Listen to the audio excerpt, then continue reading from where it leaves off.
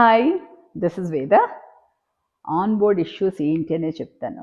మీకు ఆల్రెడీ ఈ ఈ రిలేటెడ్ అపార్ట్మెంట్ రిలేటెడ్ మీకు ఆల్మోస్ట్ ఒక రెనోవేషన్ అంటే వాళ్ళు కొత్తదే అపార్ట్మెంట్ చిన్న చిన్న చేంజెస్ చేసేసి ఫుల్లీ ఫర్నిష్డ్ రెంట్కి ఇద్దామని స్టార్ట్ చేసాం. మళ్ళీ పెయింట్స్ వేసాం. అబ్బా పని అయింది అనుకున్నాం. ఫుల్లీ ఫర్నిష్డ్ అనేప్పటికి ఫుల్లీ ఫర్నిష్డ్ యాడ్ పెట్టాము, వచ్చారు. ఆన్ బోర్డ్ ఇష్యూస్ ఎందుకు చెప్తున్నానంటే, స్పెషల్గా ఈ వీడియో ఎందుకు చెప్తున్నానంటే, బయట ఉన్న వాళ్ళకి, ఎస్పెషల్లీ బయట ఉన్న వాళ్ళకి ఎలా చేయాలంటేనండి, మీ దగ్గర ఆల్రెడీ కొంత ఫర్నిచర్ ఉంది, మీరు యూఎస్ మూవ్ అవుతున్నారు, లేకపోతే బయట మూవ్ అవుతున్నారంటే you can keep it as it is. ఇక్కడ ఇష్యూ ఏంటంటే పాపం ఓనర్స్ మనల్ని అప్రోచ్ అవ్వకుండా కొన్ని డెసిషన్స్ తీసేసుకుని, ఇప్పుడు చూడండి మీరు ఈ టీవీ చూస్తే ఆల్మోస్ట్ 70 ఇంచెస్ టీవీ, కొత్త టీవీ. సో అలా వాళ్ళకి టెనెంట్స్ ఇది నచ్చింది సపోజ్. ఇప్పుడు వీళ్ళు ఏమంటారు, ఈ కార్పెట్ పాతదైపోయింది తీసేయండి అంటారు.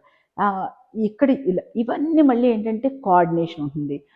అది ఒకటే కాకుండా ఇప్పుడు మీకొకటి సెంటిమెంట్ ఒక ఒక ఇప్పుడు ఈ డైనింగ్ టేబుల్ ఉంది. వాళ్ళు యూఎస్ నుంచి తెచ్చుకున్నారనమాట.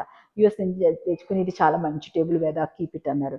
బట్ టెనెంట్ ఏమంటున్నారు, వాళ్ళకి టేబుల్ ఉంది అంటే ఫుల్లీ ఫర్నిష్డ్‌లో ఇష్యూస్ చెప్తున్నానండి. వాళ్ళకున్నాయి. వాళ్ళు కొన్ని సెంటిమెంట్‌గా వదులుకోలేరు. కానీ మిగతావి కావాలంటారు.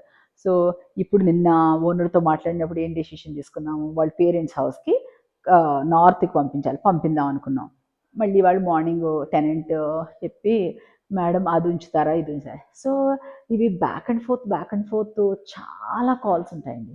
సో ఇది ఏంటంటే మనకు ఓపుకుంటేనే చేయగలం, లేకపోతే ఇవన్నీ చాలా ఎలా చెప్తారంటే చిన్న చిన్న పనులు, బట్ ఏంటంటే ఎండ్ ఉండదనమాట.